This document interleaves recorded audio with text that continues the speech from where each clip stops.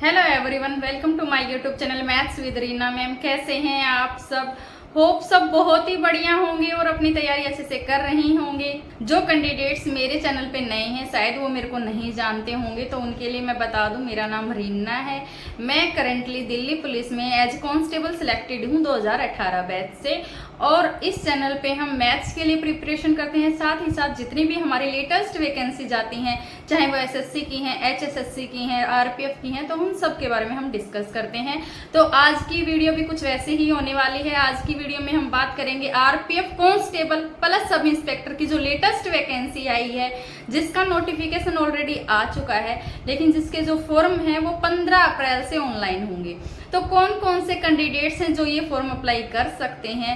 Plus काफी सारे comments थे कि क्या आरपीएफ कांस्टेबल और एसआई दोनों का फॉर्म एक साथ सबमिट हो जाएगा या दोनों अलग अलग करने पड़ेंगे, या इससे रिलेटेड जितने भी डाउट हैं आप लोगों के, चाहे वो क्वालिफिकेशन के रिगार्डिंग है, चाहे आपकी फीस के रिगार्डिंग है, डॉक्यूमेंट्स के रिगार्डिंग है, वैकेंसीज के रिगार्डिंग है, वो सारे डाउट्स आज की वीडियो में आपके क्लियर हो जाएंगे। तो वीडियो में एंड तक जरूर बने रहें। और अगर आप चैनल पे नए हैं तो चैनल को सब्सक्राइब जरूर कर लें, साथ ही साथ बेल आइकन भी दबा लें, जिससे आपको आने वाली वीडियोस की latest update time to time मिलती रहे। चलिए शुरू करते हैं हमारी आज की वीडियो। आप सब लोगों ने नोटिफिकेशन में देख लिया होगा, लगभग 4,500 वैकेंसी आई है हमारी आरपीएफ की, जिसमें 4200 प्लस वैकेंसीज हैं आरपीएफ कांस्टेबल की, 450 वैकेंसी हैं आरपीएफ सब इंस्पेक्टर की। कौन कौन से कैंडिडेट कौन कौन सा फॉर्म अप्लाई कर सकते हैं उसके बारे में हम बात करेंगे। सबसे पहले हम बात कर लेते हैं कांस्टेबल की, उसके बाद बात करेंगे हम सब इंस्पेक्टर की। ठीक है, सबसे पहले अगर हम बात करें आरपीएफ कांस्टेबल की टोटल वैकेंसीज के बारे में, तो वो 4208 वैकेंसी हैं हमारी टोटल आरपीएफ कांस्टेबल की, जिसके फॉर्म ऑनलाइन हो जाएंगे 15 अप्रैल को और 14 मई तक आपके फॉर्म अप्लाई किए जाएंगे। तो जो कैंडिडेट्स ये फॉर्म भरने के लिए एलिजिबल हैं, जरूर अपना फॉर्म अप्लाई करना। ठीक है, उसके बाद बात करते हैं एज की। 18 से 28 साल वाले कैंडिडेट ये फॉर्म अप्लाई कर सकते हैं और एज काउंट आपकी 1 जुलाई से होगी। ठीक है, तो जो कैंडिडेट्स को डाउट है कि कौन कौन से कैंडिडेट ये फॉर्म अप्लाई कर सकते हैं, ज्यादातर लोअर एज वालों को भी रहता है और अपर एज को भी। तो जिसका डेट ऑफ बर्थ 1/7/2006 से पहले का है, जिन भी कैंडिडेट का डेट ऑफ बर्थ 1/7/2006 के बाद का है, वो कैंडिडेट ये फॉर्म अप्लाई नहीं कर सकते हैं। 1/7/2006, अगर आपका 1/7/2006 का भी है तो आप अप्लाई कर सकते हो, लेकिन अगर आपका डेट ऑफ बर्थ 1/7/2006 के बाद का है तो आप ये फॉर्म अप्लाई नहीं कर सकते हैं। और जिन कैंडिडेट्स की डेट ऑफ बर्थ 1/7/1996 से पहले की है, तो वो कैंडिडेट भी ये फॉर्म अप्लाई नहीं कर सकते हैं। तो सिर्फ वो कैंडिडेट एलिजिबल हैं ये वाला फॉर्म अप्लाई करने के लिए जिनकी डेट ऑफ बर्थ 1/7/1996 से 1/7/2006 के बीच की है। ठीक है, इन 10 साल के बीच के जो कैंडिडेट्स हैं, सिर्फ वही ये फॉर्म अप्लाई कर सकते हैं। ठीक है, तो एज से रिलेटेड आप लोगों को कोई भी डाउट अब तो नहीं रहा होगा। एज इसमें 18 से 28 साल है। जितने भी एसएससी के फॉर्म होते हैं उसमें क्या है, 25 साल एज लिमिट है। यहाँ पे आपको 3 साल का और रिलैक्सेशन मिल रहा है जो यूआर कैंडिडेट्स हैं। तो आपके लिए सुनहरा मौका है, आप भी जरूर अप्लाई करना ये वाला फॉर्म। ठीक, एज के बाद बात कर लेते हैं एजुकेशन क्वालिफिकेशन की। तो सिर्फ 10th पास है यहाँ पे कांस्टेबल के लिए। यहाँ पे अभी हम सिर्फ कांस्टेबल के लिए बात कर रहे हैं, उसके बाद हम सब इंस्पेक्टर के लिए बात करेंगे। तो कांस्टेबल के लिए आपकी 10th पास होना जरूरी है। ठीक है, उसके बाद क्वेश्चंस कितने आते हैं इसमें। क्वेश्चंस की बात करने से पहले हम बात कर लेते हैं कि इसमें आपको कौन कौन से डॉक्यूमेंट की रिक्वायरमेंट होगी ये फॉर्म अप्लाई करने के लिए। सबसे पहले जरूरी है आपका 10th सर्टिफिकेट, क्योंकि 10th क्वालिफिकेशन है तो आपके पास 10th का सर्टिफिकेट होना बहुत जरूरी है। उसके बाद आपके पास डोमिसाइल होना बहुत जरूरी है। थर्ड, आपके पास कोई भी एक आईडी प्रूफ, आधार कार्ड लगा सकते हैं आप, वोटर आईडी कार्ड लगा सकते हैं। उसके अलावा आपका कास्ट सर्टिफिकेट, ये एक सेंटर की जॉब है तो आपको सेंट्रल का कास्ट सर्टिफिकेट होना बहुत जरूरी है। बहुत सारे कैंडिडेट्स रहते हैं कि आप ना स्टेट का कास्ट सर्टिफिकेट बनवा लेते हैं, तो स्टेट वाला कास्ट सर्टिफिकेट यहाँ पे नहीं चलेगा, आपको सेंटर का ही कास्ट सर्टिफिकेट बनवाना पड़ेगा। ठीक है, तो आप सेंटर का अगर आपके पास है तो ठीक है, नहीं है तो आप जरूर बनवा लें, उसके बाद ही फॉर्म अप्लाई करें। क्योंकि जिस टाइम पे हमारा डॉक्यूमेंट वेरिफिकेशन होता है तो उस टाइम पे दिक्कत आती है कि आप बाद में बनवाते हो, पहले फॉर्म अप्लाई कर देते हो तो बाद में दिक्कत आती है, तो आप पहले बनवा लेना, 1-2 दिन में बन जाता है।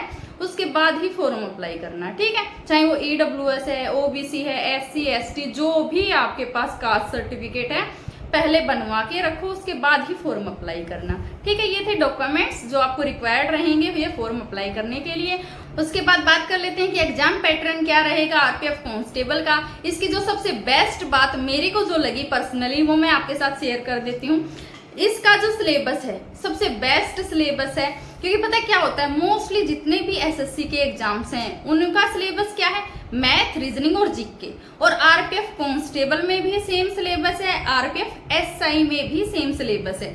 यहाँ पे क्या है, आपको 120 क्वेश्चंस मिलेंगे, जिसमें से 50 क्वेश्चन आपके जीके के रहेंगे, 35 आपके मैथ और रीजनिंग के रहेंगे। इसके लिए आपको 90 मिनट का टाइम मिलेगा, 1.5 घंटा आपको मिलेगा 120 क्वेश्चंस अटेम्प्ट करने के लिए, जिसमें से 50 क्वेश्चन आपके जीके के रहेंगे। और जीके में आपको थोड़ा बहुत पोर्शन रेलवे का भी मिलेगा, ठीक है। तो जो कैंडिडेट्स इसके लिए प्रिपरेशन कर रहे हैं तो वो किरण पब्लिकेशंस की ये वाली RPF की बुक ले सकते हैं, जिसमें आपको RPF के जितने भी प्रीवियस ईयर क्वेश्चंस हैं वो आपको यहाँ पे मिलेंगे। तो अगर आप स्पेशली RPF के लिए ही प्रिपेयर कर रहे हो तो ये वाली जो बुक है किरण पब्लिकेशंस की, ये बेस्ट बुक है आपकी तैयारी करने के लिए। आप यहाँ से आपका जो सबसे जो मेन बात है इस बुक की, इसमें आपको क्या मिलेगा, सारे जितने भी प्रीवियस क्वेश्चन है वो सारे मिलेंगे। आपको एग्जाम के पैटर्न का पता चलेगा, लेवल का पता चलेगा, तो आपकी जो तैयारी है वो हेल्प मिलेगी। ऐसा नहीं कि आप दूसरी बुक से प्रिपेयर नहीं कर सकते हो, आपके पास ऑलरेडी बुक्स हैं तो आप उनसे भी प्रिपेयर कर सकते हो। लेकिन क्या है, अगर आप स्पेशली सिर्फ RPF के लिए ही प्रिपेयर कर रहे हो तो आपको इधर उधर भटकने की जरूरत नहीं पड़ेगी। जितना भी मटेरियल है आपको RPF के लिए जो इनफ है वो आपको इन बुक्स में मिल जाएगा। तो आप ये वाली बुक परचेज कर लें, ये आपको किसी भी ऑनलाइन या ऑफलाइन स्टोर पे मिल जाएंगी, आप वहां से परचेज कर सकते हैं। इन बुक की हेल्प से आपकी तैयारी अच्छे से हो जाएगी। चलिए इसके बाद बात करते हैं हम RPF सब इंस्पेक्टर की। इसमें थोड़ा सा ही डिफरेंस है वो मैं आपको बता देती हूँ। RPF कांस्टेबल में क्या था, वहां पे आपको 10th पास होना जरूरी था, लेकिन RPF सब इंस्पेक्टर का फॉर्म अप्लाई करने के लिए आपका ग्रेजुएशन होना बहुत जरूरी है। चाहे किसी भी यूनिवर्सिटी से आपका ग्रेजुएशन कंप्लीट हो रखा हो तो आप ये वाला फॉर्म अप्लाई कर सकते हैं। और हाँ, RPF सब इंस्पेक्टर की जो टोटल वैकेंसी है वो 452 है। और इसमें आपको जो अलग से रिक्वायरमेंट है वो है एजुकेशनल क्वालिफिकेशन, आपकी ग्रेजुएशन होनी चाहिए, ठीक है। बाकी सारी चीजें जो हमारी RPF कांस्टेबल की हैं सेम वैसी ही हैं। इसके बाद बात कर लेते हैं हमारी हाइट की, कितनी हाइट रिक्वायरमेंट है ये वाला फॉर्म अप्लाई करने के लिए। तो सबसे पहले मेल कैंडिडेट्स के लिए बात कर लेते हैं। मेल कैंडिडेट्स में जो OBC और UR के कैंडिडेट्स हैं उनको 165 सेंटीमीटर हाइट रिक्वायरमेंट है ये वाला फॉर्म अप्लाई करने के लिए, चाहे कांस्टेबल का करें चाहे सब इंस्पेक्टर का करें, ठीक है।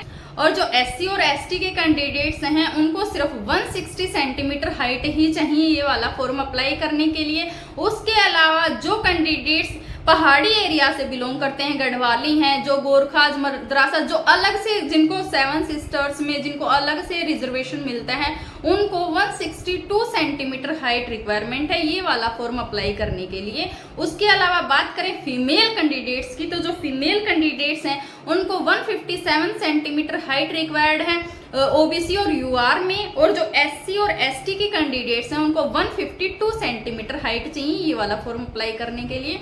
तो अब हमने सारी चीजों के बारे में बात कर ली कि आपको कितनी हाइट चाहिए, क्या एजुकेशन क्वालिफिकेशन चाहिए, कौन कौन से डॉक्यूमेंट्स चाहिए, कितनी हमारी वैकेंसीज हैं, सारी चीजों के बारे में हमने बात कर ली। साथ ही साथ हमने इस बारे में भी बात कर ली कि आपको प्रिपरेशन कैसे करना है। मैंने आपको बुक भी सजेस्ट कर दी, तो आप अपनी तैयारी में लग जाएं। साथ ही साथ अगर आपको ये चाहिए कि हम एक RPF कांस्टेबल के लिए मैथ्स का बैच स्टार्ट करें तो ज्यादा से ज्यादा कमेंट करें, हम जल्दी से जल्दी आपके लिए बैच लेके आएंगे जिसमें हम पूरा रिवीजन करेंगे मैथ्स का RPF कांस्टेबल के लिए। सब इंस्पेक्टर के लिए मैं नहीं बोलूंगी क्योंकि एडवांस मैथ हमारा अभी कंप्लीट नहीं हुआ है, लेकिन बाकी जो हमारा अर्थमेटिक मैथ्स है वो कंप्लीट हो चुका है, जिसकी प्लेलिस्ट भी मैंने अपने चैनल पे अपलोड कर रखी है। तो जिन कैंडिडेट्स ने हमारा जो बेसिक बैच है मैथ्स का वो नहीं लिया तो आप वहां से ले सकते हैं।